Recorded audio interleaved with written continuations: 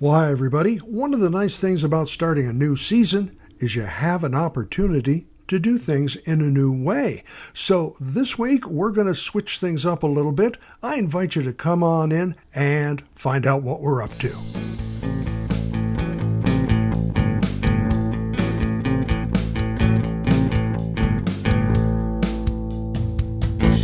Well, glad you made it in. I'm Bill Bateman, your host. I am part of the team at Refuse to be a Victim Personal Protection Training, and this is Survival Beyond the Bug Out Bag 2.0. We are changing things up a little because it occurs to me for about 7 seasons I've been doing this with the survival information first and the range information at the end. And somebody mentioned, Bill, I could really hear that up front for a couple of times, and I think that's a great idea, especially because we've got something really good happening for you people getting ready for hunting season. If you did not know, Jackson County has a 600-yard range, and that's great for sighting in. In fact, you'll be able to practice at distances of 300, 400, 500, and 600 yards.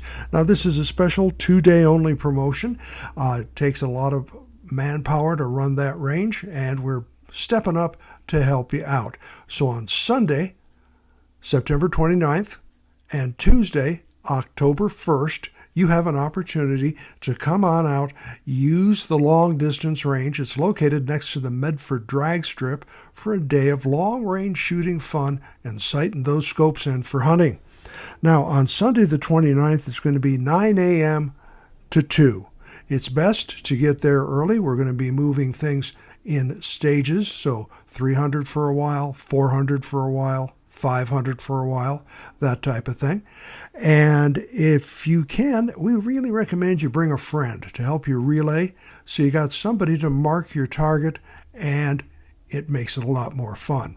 You'll get experience with proper firing line safety procedures. You're going to get some live feedback for your shots, and you're not going to have to wait to go down range to retrieve a target. So again, Sunday, September 29th, it's at 9 a.m. On Tuesday, that's October the 1st. It begins at 4 p.m. and goes to dark. So I'd be there at 4 o'clock and see what you can do as far as getting sighted in.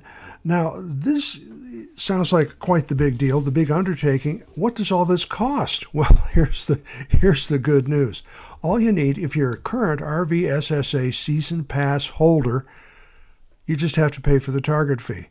If you're coming in off the street, if you're not a member, it's $5. That's the day use fee, plus $3 for the targets. $8 to get that thing sighted in at actual distances under actual conditions. So I'd mark that down on my things to do list. Sunday, September 29th, 9 o'clock. Tuesday, October 1st, 4 o'clock in the afternoon.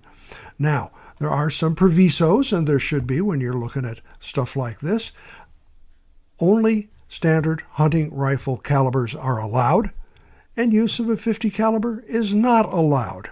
So that's kind of basically how it works. Again, bring a friend so you've got somebody to help mark your target and have the day more fun. If you got any questions, call on out to the range. We'll put the number in or send an email. The email address is right in the login area. We've got folks already expressing interest. I would make sure that I got my gear packed, kiss the family, and head on out. Or who knows, you may have 2 shooters in your family. You can take turns.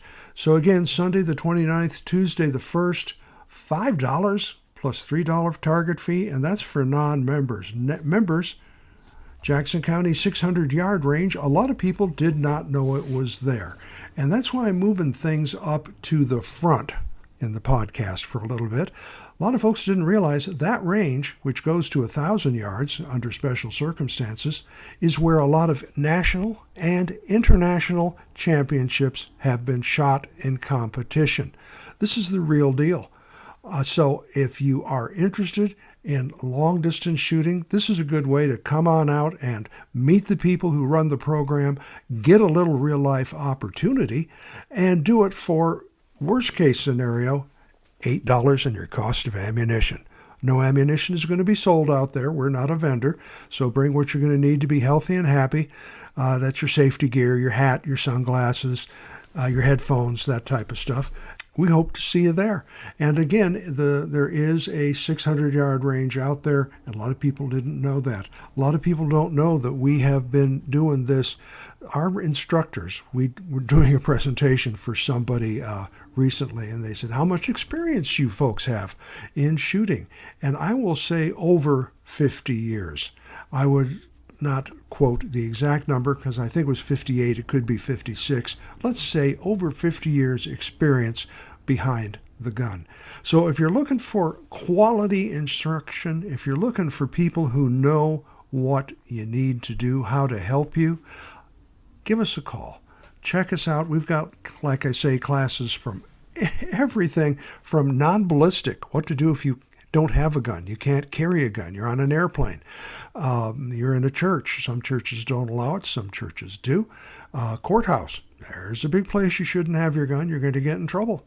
So how do you deal with self-defense in a non-ballistic situation? We've got an excellent program for that. We've got your concealed carry, of course. We've got introduction to firearms. I think if you've not handled a firearm in the past, go ahead and take the intro to firearms class. We'll show you how to hold it. We'll show you which end the bullet comes out of. I actually had someone ask me that question. We'll show you the basic safety, always, always, always, the things that you always need to do. We'll give you some experience on ammunition. We'll give you some information on selecting a gun, on how to properly select the gun you're going to be using. Grip, handling, loading, reloading. There's a lot going on. So if you're new to guns or if you're just in the purchasing process, come on out and you can borrow a firearm from us. We will loan you a firearm for use during the training. There is a cleaning fee and you have to bring your own ammunition or we will charge you for ammunition. Now you've got the concealed carry in addition to the basic gun class. The basic does involve some live fire, by the way, so you're going to want to make sure you have some goggles and some headphones or earplugs and a hat with a brim. And also watch what you're wearing, because if you have an open top, a crop top can be a real problem for the ladies, and that the person next to you is ejecting hot brass. And that's going to go some interesting places, and you're going to have some interesting difficulties. So proper clothing for the occasion for any shooting class. And it goes on the concealed carry. After you get your concealed carry, then what? We have home defense in the home. We'll have personal defense outside the home. We have shotguns. We have just so much stuff you can do out there, taught by highly qualified instructors. So now's a good time. The weather's changing. You're going to have a little more free time as you're not running off to the lake with your ski-doos. And I don't care how old you are. You got to be at least 18 in most cases. If you're with your parents, that can change. Call for information. And seniors, I'm in the 70s, and I'm still shooting on a regular basis. I know what I can and what I can't do, and that's a key part of it. So let's make a point, first of all, for all you hunters. Hunting season's starting up Sunday, September 29th for a 600-yard opportunity, 300, 400, 500, and 600-yard shooting at the Jackson County 600-yard range. The 29th, 9 a.m., the 1st, that's a Tuesday, 4 p.m., and that'll go till half hour before dark.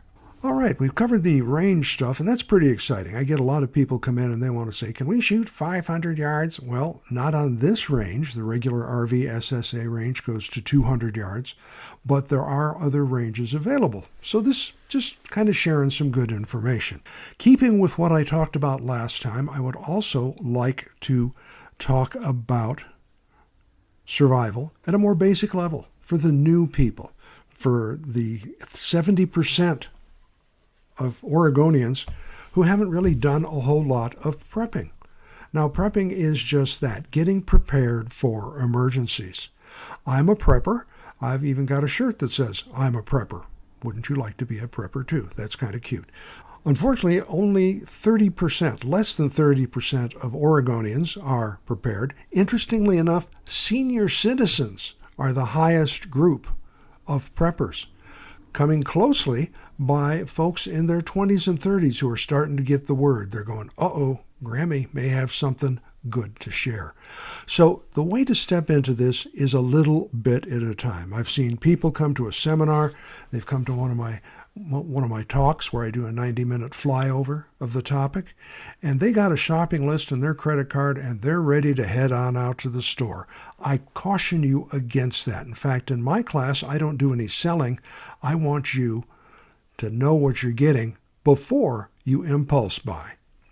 So let's look at just the basic essentials, the basic things you have to have. We talked about it last time. We have to have something. Air is the most important thing for you. Got to have that to survive. So at least a good air filtration mask, a good set of air filtration masks, because if it's really icky, if it's really bad, you're going to go through them rather quickly. So a set of at least the RN95, the COVID level masks to clear the air and filter it. If you want to go higher, check back. We'll be talking about the things you can put totally over your face, and they'll stop tear gas, and some will stop biological and toxins. So these are things you have to consider. What's in your wallet is a first case, and what's in your area. If you're not likely to have to deal with biologicals and radioactive materials, you're probably not going to need to spend the money. Let's look at water. And here's where spending money is interesting. I have seen, and I have actually recommended, these little things that look like those juice packs you give your kids. The grandchildren come over, you give them a little juice pack and a video game. They're good for a half an hour. These are water in a juice pack, basically. While changing out some things in my trunk, as I mentioned, you're going to have to change this out for winter to summer, especially if you get up into the higher elevations where you're going to get snow. I discovered these little juice packs over 3 years had finally, through bouncing around and being shifted and things put on them in the trunk, had lost the majority of their water. This is the same problem I found with the cheaper jugs of water. That's where cheap is not a value. Inexpensive is always good. Cheap usually doesn't work out. I bought some store brands at most of the major markets, and these are very thin. You can feel them when you handle it. You wonder if it's going to fit in the car without actually collapsing. Same thing for bottles of water. If they feel like they're about ready to crinkle when they're full, they probably are. I've had a gallon of water vanish in a trip. Went down into the wheel well out the bottom of the car, and I had to dry it out so I didn't get rust. Heavier water containers are important if you're carrying water in the car. Don't get the discount water bottles, be they the gallon size or the little single serving size, and make sure that they are sturdy and that they're going to hold the water you're keeping. Now the food, this is important. I use, as I said, the Mountain House food. They come in sealed packs that you can actually prepare the food in and you can actually eat out of like a little mini bowl. Again, with your food, make sure you've got things to eat with.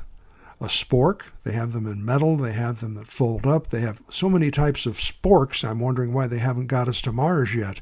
Somebody's spending a lot of time researching that stuff. Have something to eat.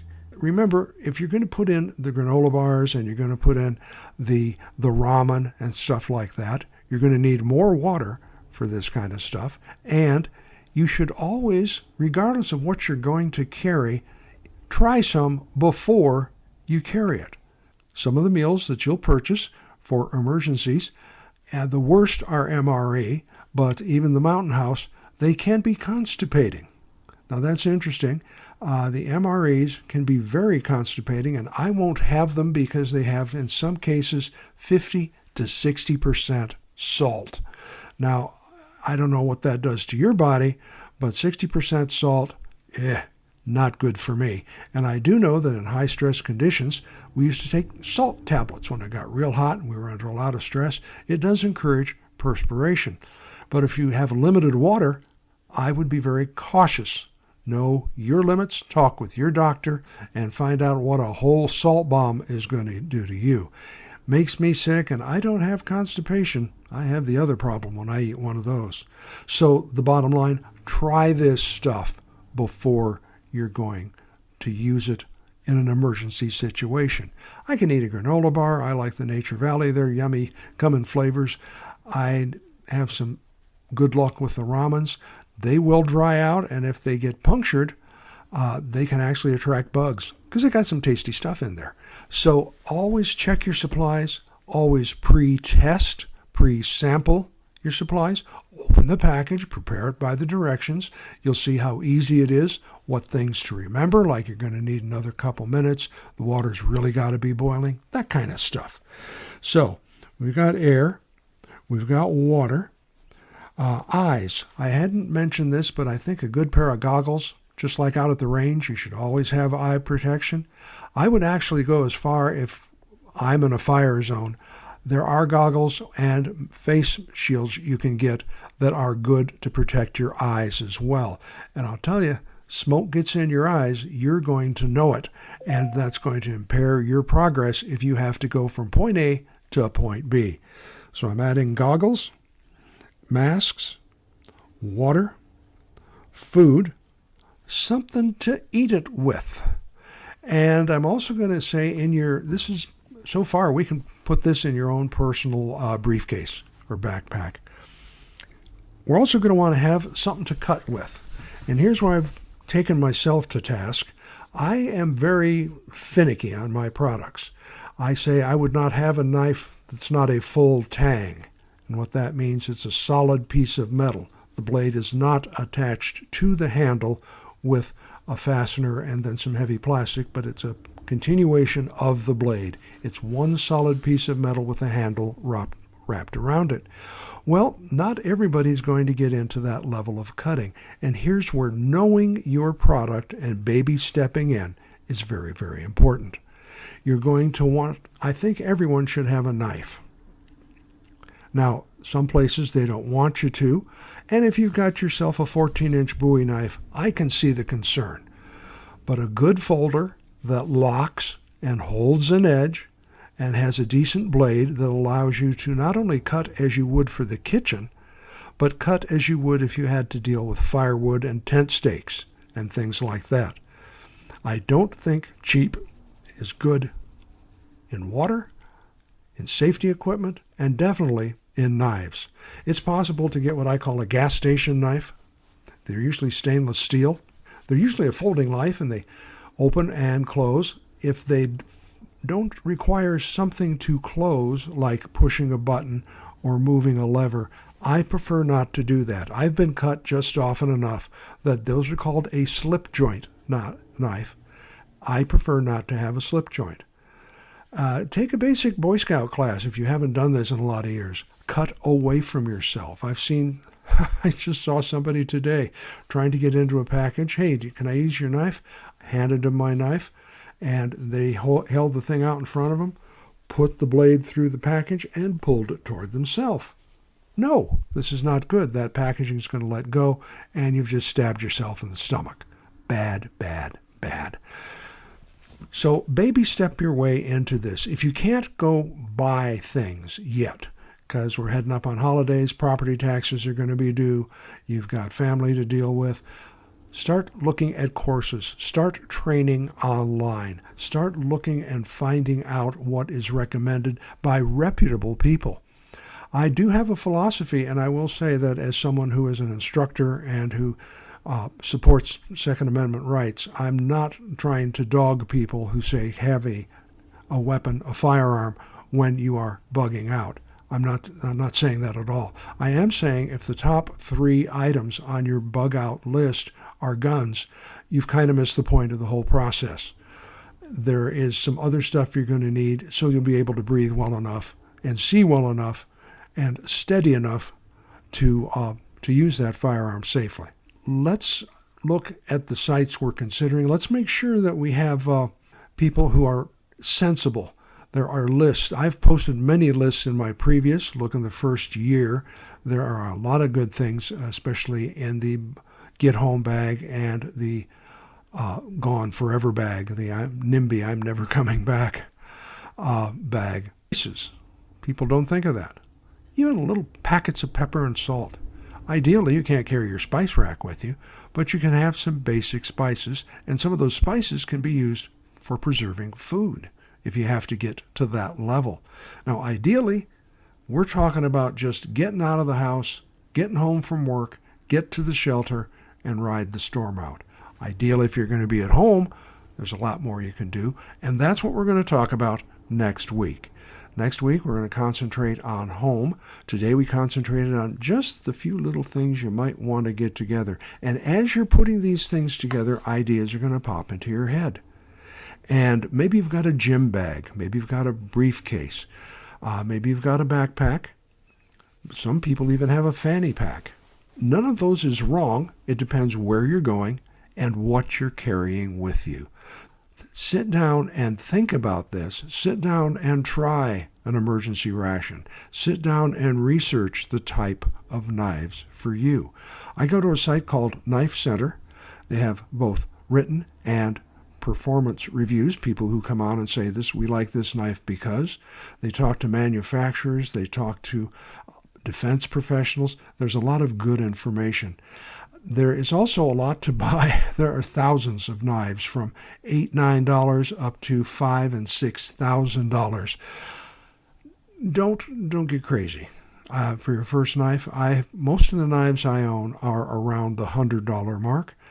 I got a couple that were given to me, and they come in around the $40, $50 mark. And in my type of work, I don't set off alarm bells when I'm carrying a knife with me. I carry it responsibly. I carry it in my pocket in a clip. And again, I'm not carrying a 12, 14-inch Bowie knife or machete. That's just kind of asking for trouble. So let's look at this. We'll talk more. Your comments and suggestions are always welcome at the email address at the bottom of the page. As I mentioned, the range is at 6800 Kershaw. The actual shooting range is next to the Medford drag strip. That's about 100 yards farther down the road. That's for our 600-yard range day on the 29th and the 1st. And the hours are starting to get shorter. As the time changes, we close a half hour before sunset. So I think coming up this next Sunday, we're going to be stepping back another 30 minutes. Heading out to the range, bring cash. We don't do debit.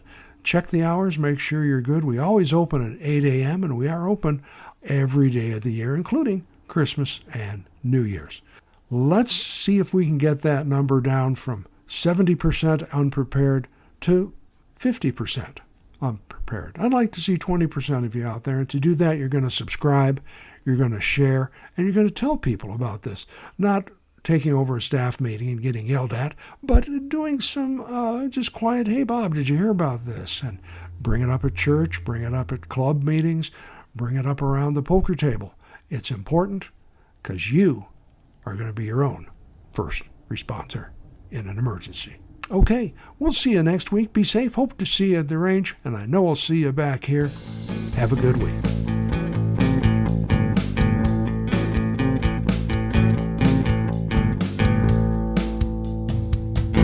The preceding program was a presentation of Retired Guy Productions.